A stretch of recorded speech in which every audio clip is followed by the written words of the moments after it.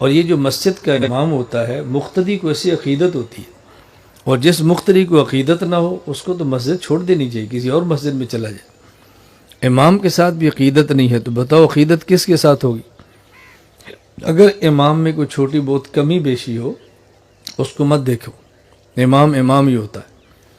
اور آپ یہ بات ذہن نشین فرما لو کہ امام عشاء کی نماز پڑھائے اور اس کے بعد 2 سنت اور 3 وتر پڑھے اور سو جائے، اور پوری رات سوتا رہے، نہ تسبیحات پڑھے، نہ تلاوت کرے، نہ ذکر کرے، نہ تہجد پڑھے، اور صبح اٹھ کے 2 رکعت سنت پڑھے اور فجر کی جماعت کرا دے۔ اور اس کے پیچھے کا جو مقتدی ہے وہ عشاء کے فرض پڑھے، پھر سنت پڑھے، پھر نفل پڑھے، اور پوری رات کھڑے ہو کے قرآن کی تلاوت کرے، پوری رات، اور پوری رات 1 کروڑ روپیہ صدقہ کر دے، اور صبح پھر امام کے پیچھے نماز پڑھے۔ اللہ کی قسم امام اس سے پھر بھی افضل ہے، یہ مولانا صاحب پھر بھی اس سے اعلیٰ ہے۔ میری عادت ہے میں کوئی بات بغیر دلیل کے نہیں کرتا۔ اس کے اعلیٰ ہونے کی وجہ کیا ہے؟ دیکھو، ایک فرض نماز کی اہمیت کتنی ہے۔ اگر کوئی شخص ایک فرض نماز کو پڑھے اور وقت گزار کے پڑھے، وقت گزار کے پڑھے، تو پوری زندگی انسان نوافل پڑھتا رہے، یہ جو وقت گزار کے نماز پڑھی ہے اس کا تدارک نہیں ہو سکتا۔ اس کا معنی یہ ہے کہ 2 رکعت فرض یہ عمر بھر کے نفلوں سے افضل ہے۔ آدمی اگر 2 رکعت فرض پڑھ لے اور ایک طرف 2 رکعت فرض نہ پڑھے اور آدمی 2 لاکھ نفل پڑھ لے تو 2 رکعت فرض کی برابری نہیں ہو سکتی۔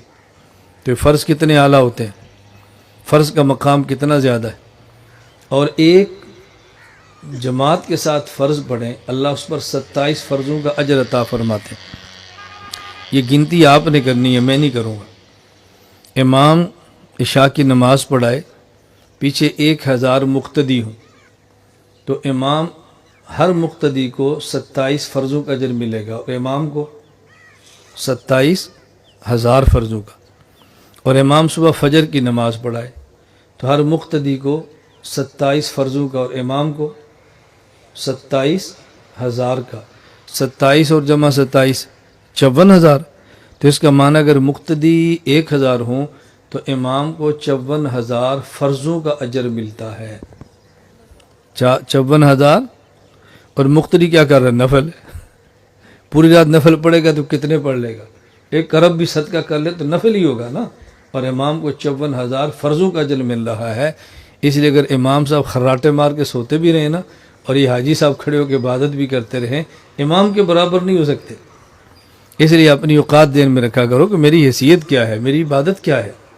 جب یہ دماغ بنا لیں گے تو پھر مولانا سے کبھی نفرت آپ کو نہیں ہوگی۔